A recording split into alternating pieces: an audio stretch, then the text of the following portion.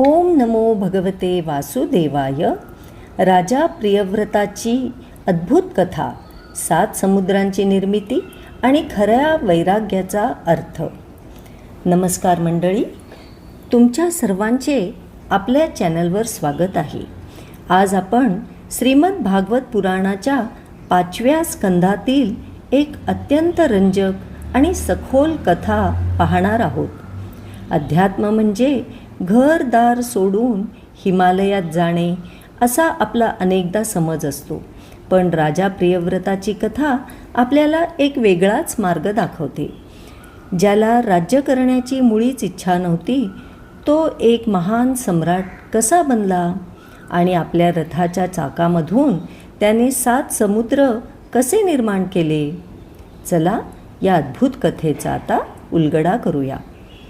स्वयंभूव मनूचा पुत्र प्रियव्रत याला सुरुवातीपासूनच आत्मज्ञानाची ओढ होती.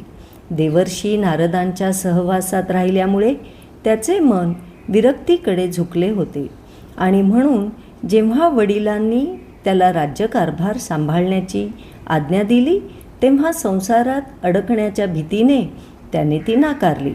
पण त्याच वेळी तिथे साक्षात ब्रह्मदेव प्रकट झाले आणि त्यांनी प्रियव्रताला एक मोलाचा उपदेश केला. ब्रह्मदेव म्हणाले, हे राजा, जर तुझे मन तुझ्या ताब्यात नसेल तर तू जंगलात गेलास तरी तिथे काम क्रोध तुझा पाठलाग करतील.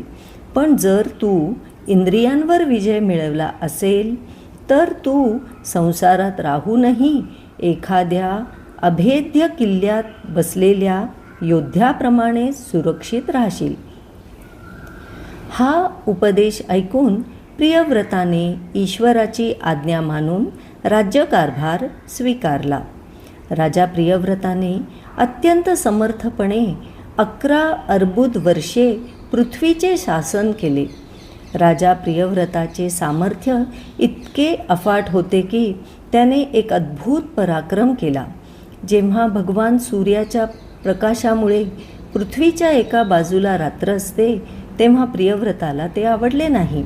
त्याने संकल्प केला की मी रात्र देखील दिवसासारखीच प्रकाशमान करेन आणि तो एका तेजस्वी रथावर स्वार होऊन दुसऱ्या सूर्याप्रमाणे सूर्याच्या मागे मागे पृथ्वीची प्रदक्षिणा करू लागला. त्याच्या या अलौकिक रथाच्या चाकांच्या दाबामुळे पृथ्वीवर जे 7 मोठे खड्डे, त्याला चर असे म्हणतात, तयार झाले. त्यातूनच पृथ्वीवर 7 समुद्र आणि 7 द्वीप म्हणजे बेटे निर्माण झाली. जंबू, प्लक्ष, शाल्मली, कुच, क्रौंच, शाक आणि पुष्कर अशी या 7 बेटांची नावे आहेत.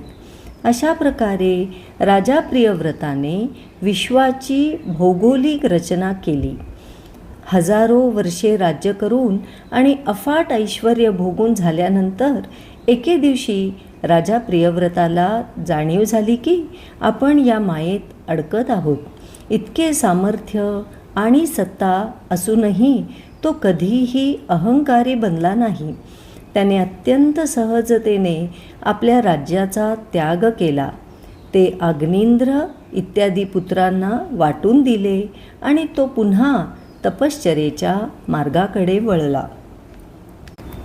मंडळी, राजा प्रियव्रताची ही कथा आपल्याला कर्मयोग शिकवते.